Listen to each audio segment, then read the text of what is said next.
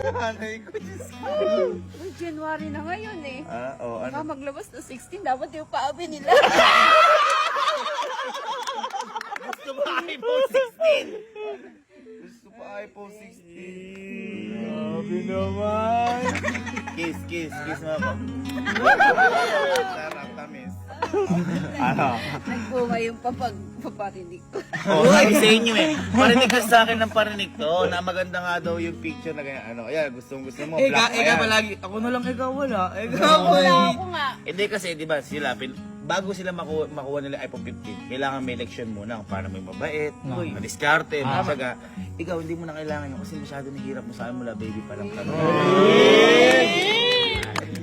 Dapat nung bago mag-Christmas, para maganda yung picture natin. Si mama nag-request.